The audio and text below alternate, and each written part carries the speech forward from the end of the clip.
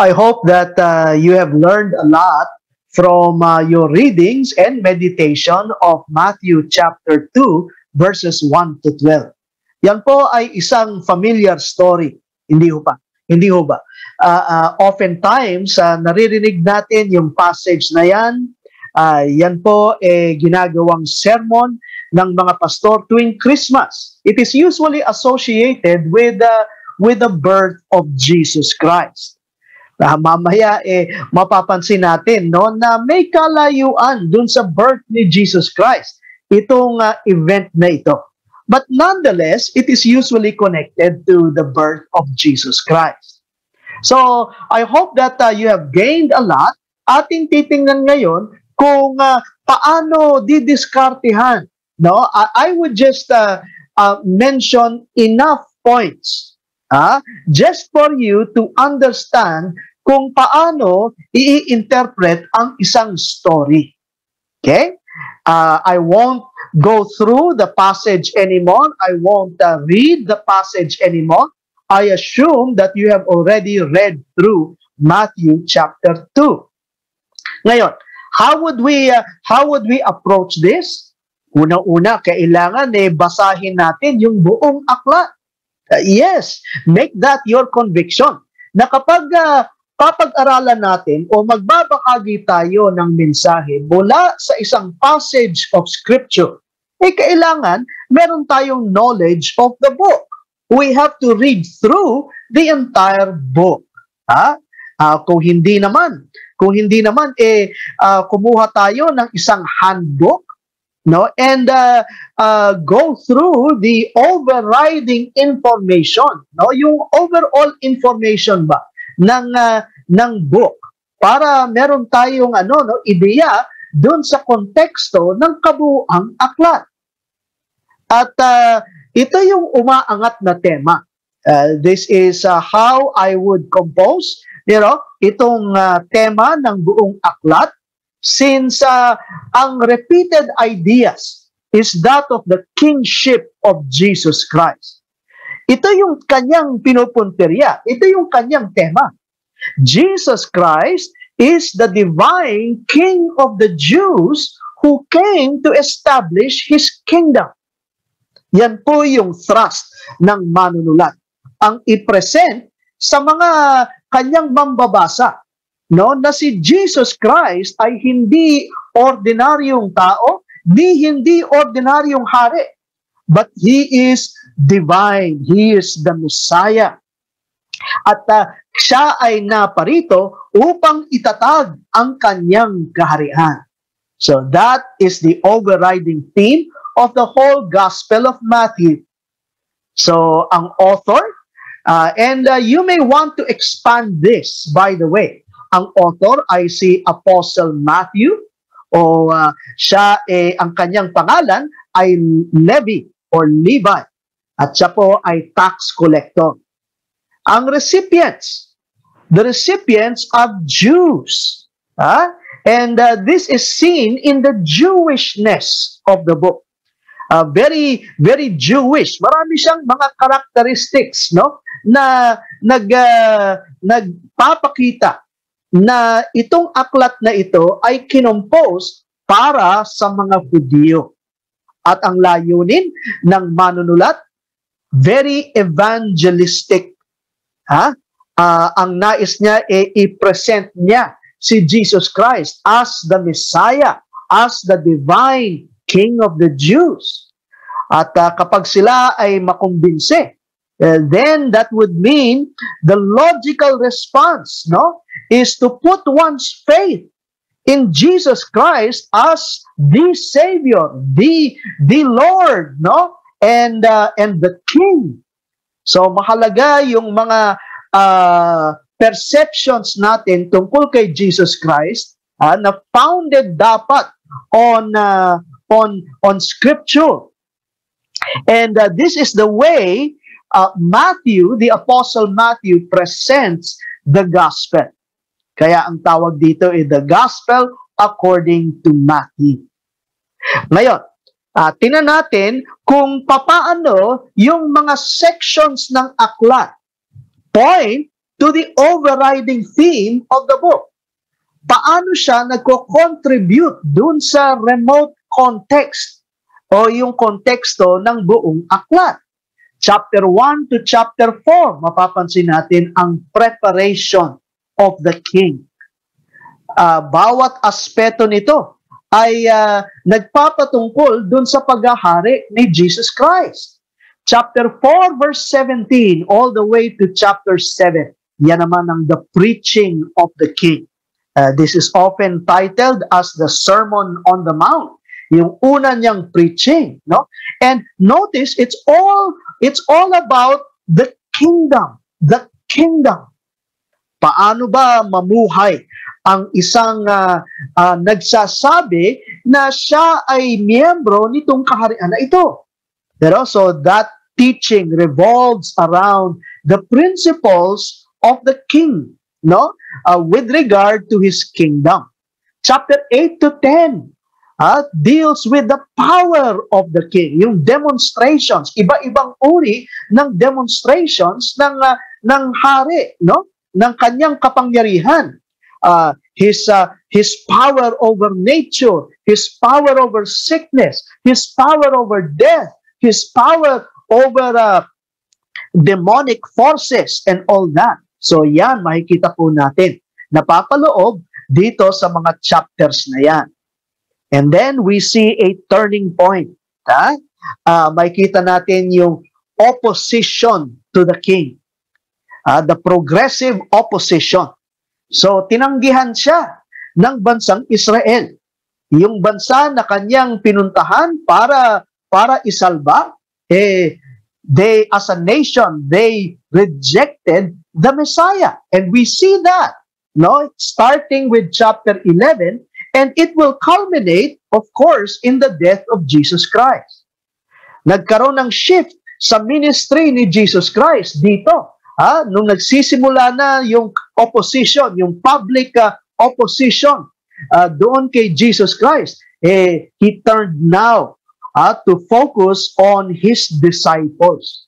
So naroroon ang preparation of the king's men, yung paghahanda sa kanila.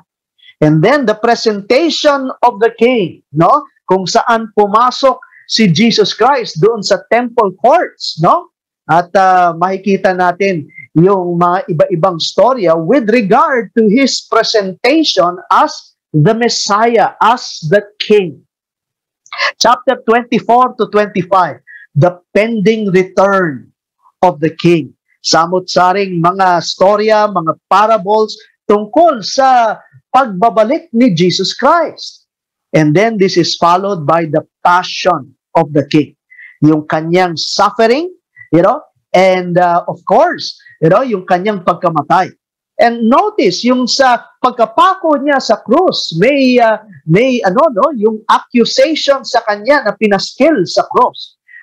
The King of the Jews. Ayan, no? So, yung kanyang pagkapako, pagkaangat at pagkapresent sa madla, yan po yung yung kanyang enthronement. Yan yung paghahari ni Jesus Christ, the way he was presented as king. Kakaiba ho, no? But nonetheless, it is his enthronement as king. And then chapter 8:28 would be the proof of his kingship as revealed by his resurrection. So ipinapakita ko sa inyo ang kabuuan so that we would know kung saan pumapasok itong ating storya. And our story, the visit of the Magi, ay napapaloob dito sa unang section, the preparation of the king. So, bawat storya, ito ngayon ang tinatawag na immediate context o yung pagsasama-sama ng iba't ibang mga storya with regard to the preparation of the king. Bawat storya na ito ay tungkol sa kanyang paghahanda sa public ministry. So, yan po ay nakikita sa chapter 1 to chapter 4. Now, let's look at the various stories in this section. Unang-una na, Yung genealogy ni Jesus Christ. Nako, ito pong storya o pagsasalaysay ng kanyang lahi. Parang hindi tayo masyado interesado dyan. Pero even yung lineage o yung pedigree, human pedigree ni Jesus Christ, ay nagpapatotoo dun sa pagiging hari ni Jesus. Hindi ho ba ang dinidiin sa genealogy yung pagiging ancestor ni Jesus Christ o pagiging ancestor ni David kay Jesus Christ. He is the ancestor, the human ancestor of Jesus Christ in his humanity, which entitles Jesus Christ to be king of the Jews. So sa kanyang lahi pa lang, nandun na yung proof ng kingship ni Jesus Christ. Tapos ito'y sinundan sa verse 18, still in chapter 1, ng supernatural nature ng kapanganakan ni Jesus Christ. Yan, we see that in verses 18 onwards.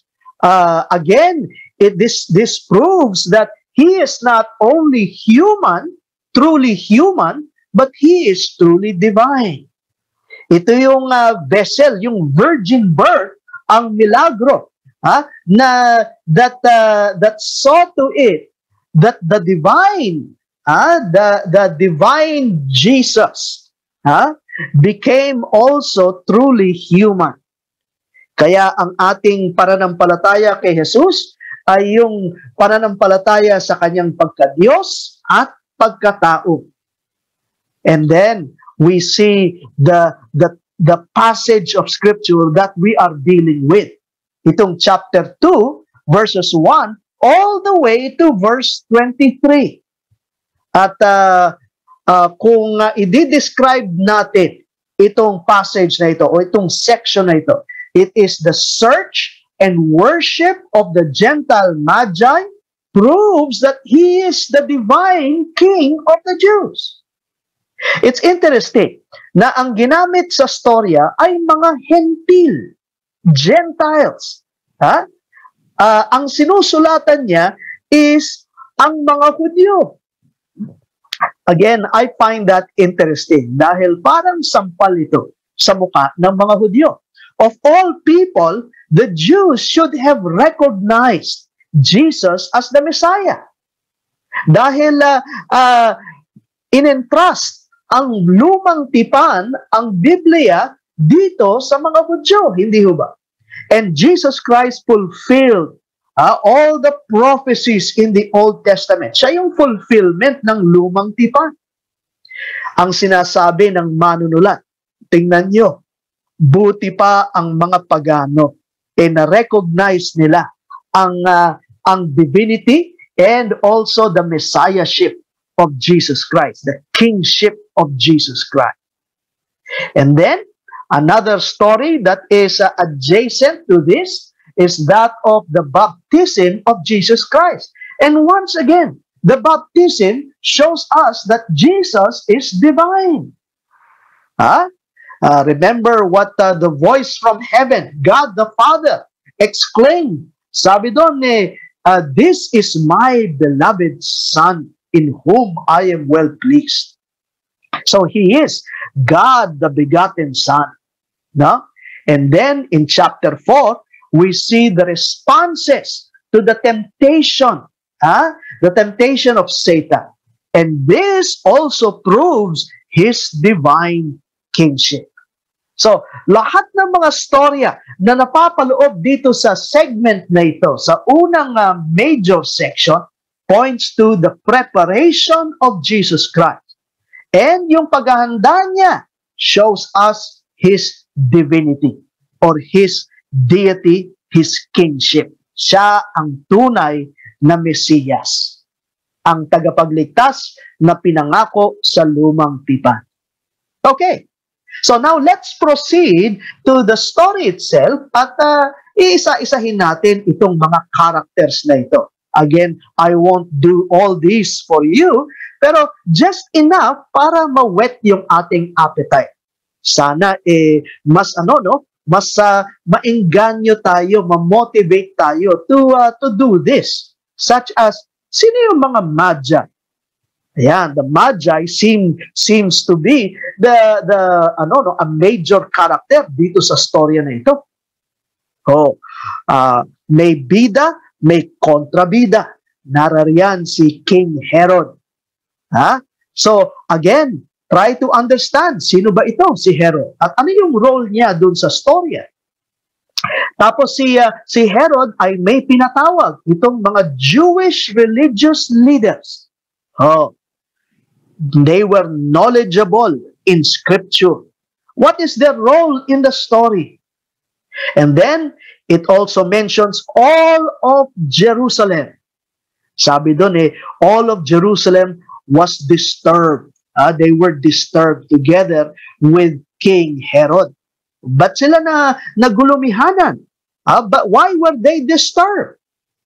And then, nandyan si Mary. And of course, Jesus is central to the whole book itself. No? Siya yung main character dahil ito'y gospel. This is about Jesus Christ, a presentation of who Christ is.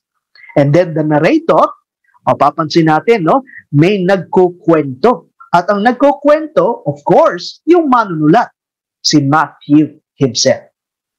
Now, let me just give you some leading questions. Bagamat sa ating pag-aaral, kung tayo ay pinag-aaralan natin ito independently, we would have to formulate our own questions. Hindi ba?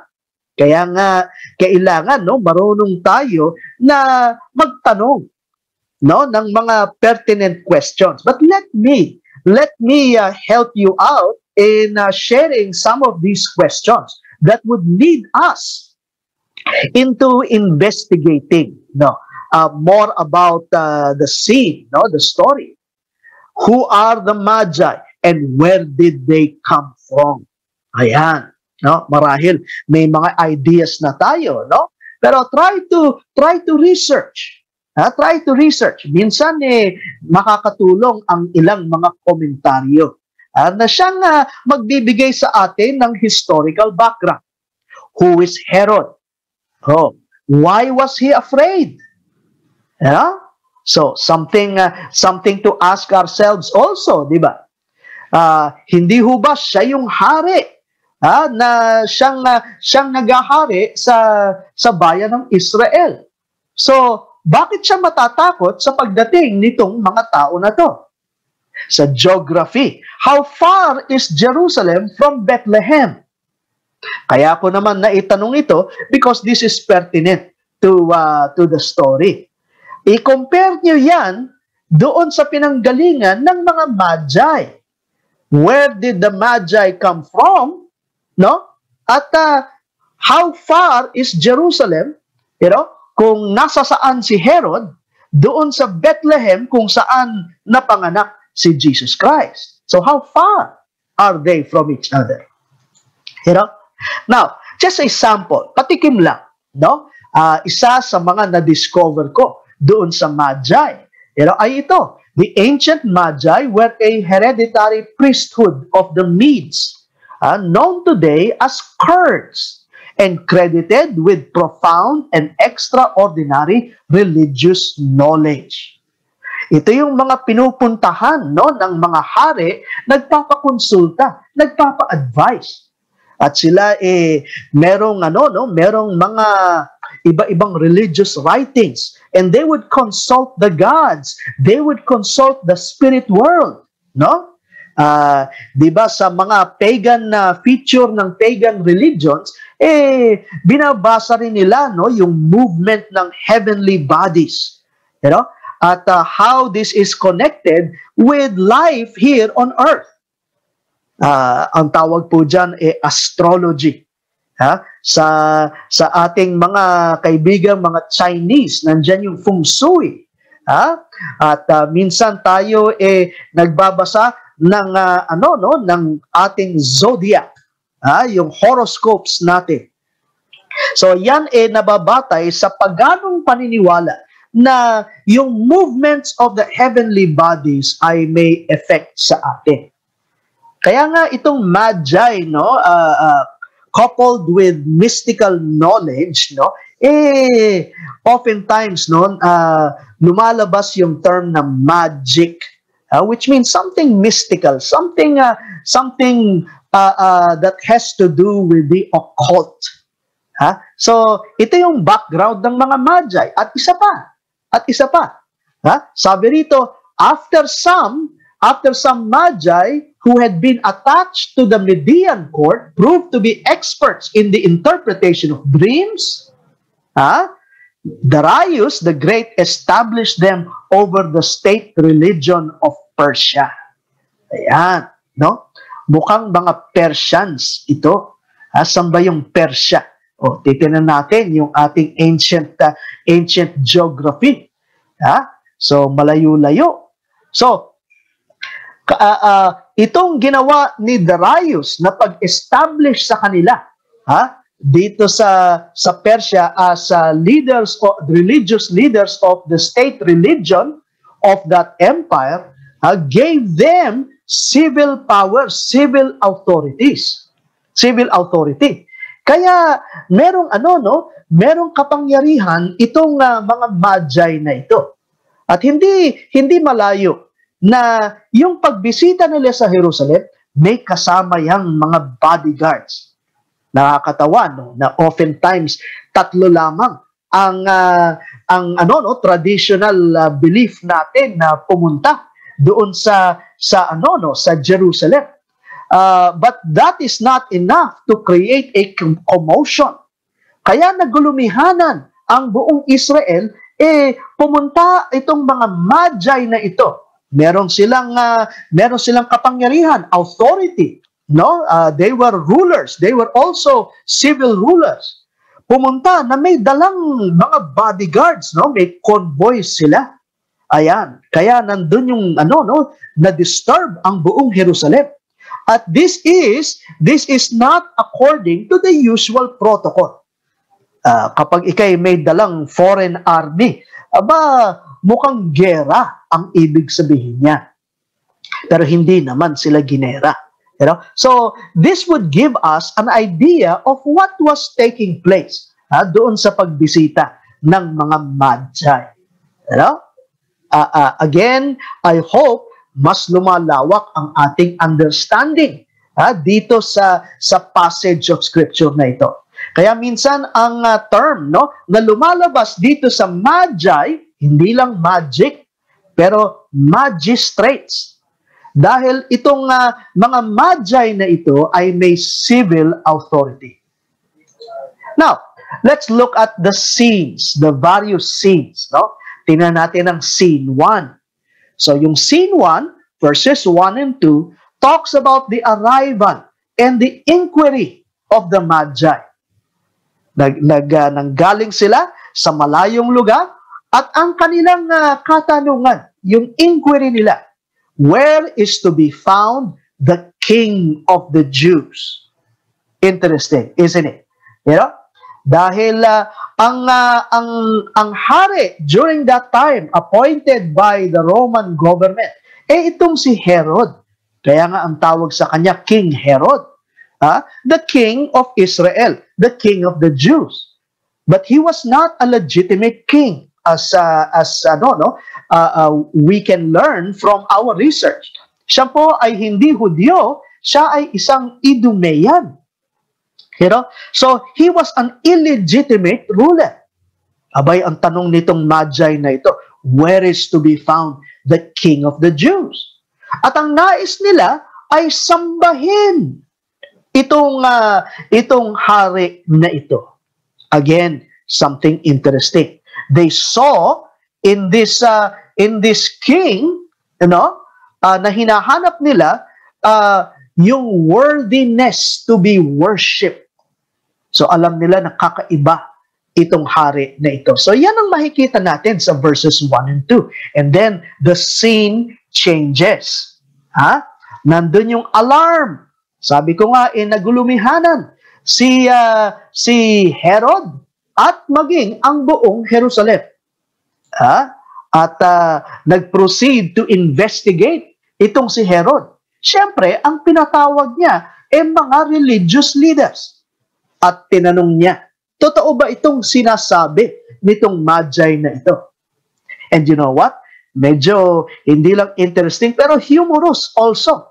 Bakit kanyo? Kasi they affirm, itong religious leaders na ito, alam nila ang salita ng Diyos. And somehow they knew that itong era na ito, itong period na ito, ay period na ina-anticipate nila ang coming ng Mesiyas. Subalit, ito tanong, naghahanap ba sila? Mukhang hindi, di ba? Pero very casual ang kanilang sagot. Yes, totoo. Nagbigay pa ng passage. Sabi, dito sa passage na ito, sabi, ito, darating ang Mesiyas. So, they gave a biblical passage in support in order to confirm yung inquiry ng Magi o yung sinabi ng mga Magi. And then, the deception of Herod. Ito yung tension, no? This is the point of tension, the deception of Herod. Sabihin nyo nga sa akin kung nasaan once mahanap nyo. Dahil nais ko ding sambahin siya. Of course, alam natin na hindi totoo. No? At ang nais niya ipatayin si Jesus Christ o yung Messiah. Sinful, the discovery and the worship of the child king. Ito na yung pag-present ng kanilang mga gifts. Mamahaling mga gifts, hindi ba? Hindi ba? Once they discovered the Messiah. Ayan. And then, the last scene, scene 5, is the detour of the Magi. Kung saan yung anghel, dinutur sila. Huwag na kayo bumalik dun kay Herod. At may balak na masama itong si Herod. We see that in verse 12. So, we see the sequence of events. No? The various transition points. Ito yung pag-progress ng storya. At ang resolution sa verse 12, makikita natin yung detour of the Magi. Right? So that is this passage found in verses 1 to 12. Let me add some questions for further investigation. How did the Gentiles know the approximate time of Christ's birth? Ano kaya? Ito ba ay dulot lang ng bituin, ng star na lumitaw sa langit? Yun lang ba? I mean, kahit na may star na gano'n, sabihin natin isang kakaibang star, nonetheless, it would not point to the approximate time of Christ's birth. At saan natin makikita kung meron man na binabanggit na approximate time? Where is that to be found? Here's a hint. Sa lumang tipan. Which shows us, itong mga Gentiles na ito might have access to Scripture. At mukhang interesado sila na catch ang kanilang attention nitong mga prophecies na siyang nababasa nila. Now, nasabi natin si Darius appointed these Medes as leaders, religious leaders ng state religion, ng Empire of Persia. Now, what book in the Old Testament is related to this? Mapapansin natin si Daniel, hindi ba? Dahil si Daniel kasama ng mga advisors ng hari, yung haring Darius, di ba? So, itong si Daniel, itong si Daniel ay isang magus. That's the singular of magi. Isang magus. Bagamat hindi siya tinatawag na magus. But nonetheless, he was trained in the tradition of the Magi. Kaya masasabi natin na close itong si Daniel at yung kanyang aklat dito sa mga magi na ito at mukhang yon ang binabasa. Interesting, isn't it? And to think that the book of Daniel talks about the coming of the Messiah. Another question, how did they know that Jesus is the King of the Jews? Oh, marahil na balitaan nila. O di kaya, sabi ko nga, may access sa Scripture. At least, may access sa book of Daniel. No? And, how did they know that He is worthy of worship? May knowledge sila about the person of this King. How about this? Interesting. What is this star that guided the Magi? And how come it pointed them to a specific place? Usually, ang mga navigators, ginagamit ang mga stars to point to a general direction. Pero it does not point to a specific place, such as a house. Pero mukhang itong star na to, tinuro niya, no? Ang kanyang ika nga yung tail, nitong bituin na ito, or whatever heavenly body this is, it pointed to a specific house. How about this? Can we relate this to some Old Testament instances kung saan ginaguide ng Diyos ang kanyang mga tao sa pamamagitan ng liwanag? Again, something to investigate. How about this? What is the central idea of the story? Kung ito ang tema ng buong aklat, the divine kingship of Jesus Christ. Makikita natin na itong story na ito contributes to that, contributes to the purpose of the writer, which is to show to his Jewish readers na si Jesus Christ nga ay divine King of the Jews. So yung pagka-Diyos niya is very much emphasized.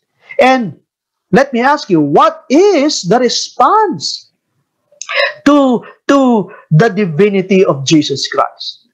The best response is that of worship. Kung Diyos siya, karapat-dapat siya ng ating pagsamba. Hindi ba? So yung ideya ng pagsamba, yung worthiness of his being worshipped, at yung kanyang pagka-Diyos at pagkahari, ito yung ito yung mga ideya that ties together. So kung gagawa tayo ng isang lesson o ng isang sermon, so sabi natin na nagse-sermon tayo, we are assigned to do a sermon of based on Matthew chapter 2 verses 1 to 12. Mukhang magsesentro dapat sa pagka-Diyos, pagkahari ni Jesus.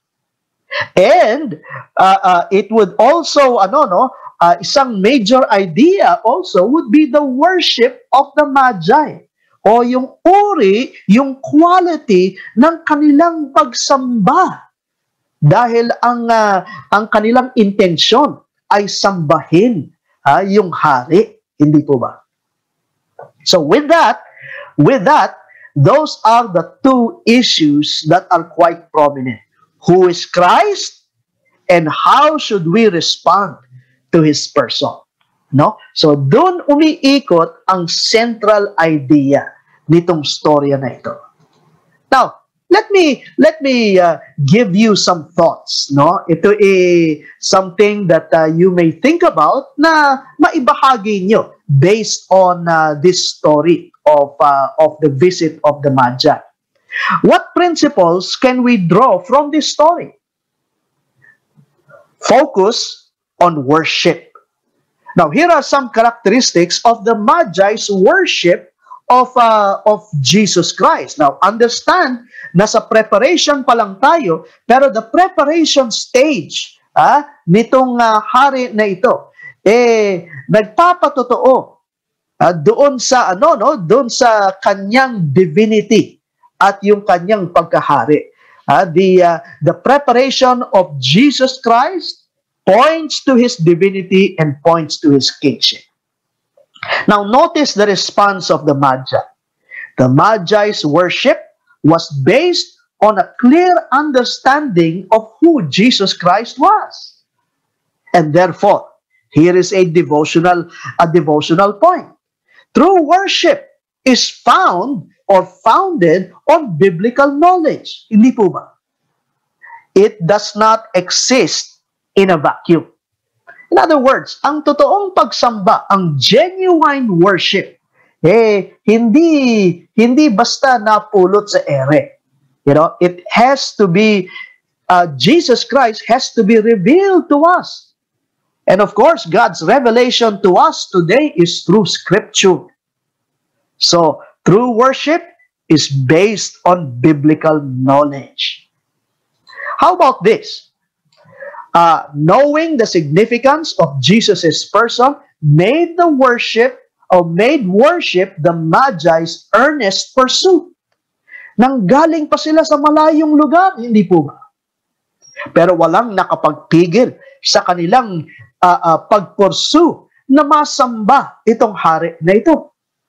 So, what devotional thought, what application can we draw out? True worship perseveres. Oh, that's so relevant kung ating ibabahagi ito, di ba? May mga tao kasi na konting balakid, ayaw na sumamba. So we can say that true worship overcomes all obstacles. Pag gusto nating sumamba, sasamba tayo. The Magi's worship was manifested through various expressions. And that's an observation, di ba? They bowed down. In fact, literally, they fell flat on their faces. Yun ang expression ng kanilang pagsamba. And they gave expensive gifts. So, what's the lesson? True worship may have a variety of expressions, but ultimately, it must be expressed. Ang pinupuntirya ko lamang ay ito. There's no such thing as yung bang stoic worship. Yung bang basta walang emosyon, no, na pagsamba. Worship affects not only the mind but even the emotions and the volitions of or the volition of people. You know? So yung buong pagkatao kasama sa pagsamba. The Magi's worship was characterized by lavish giving. That's our observation.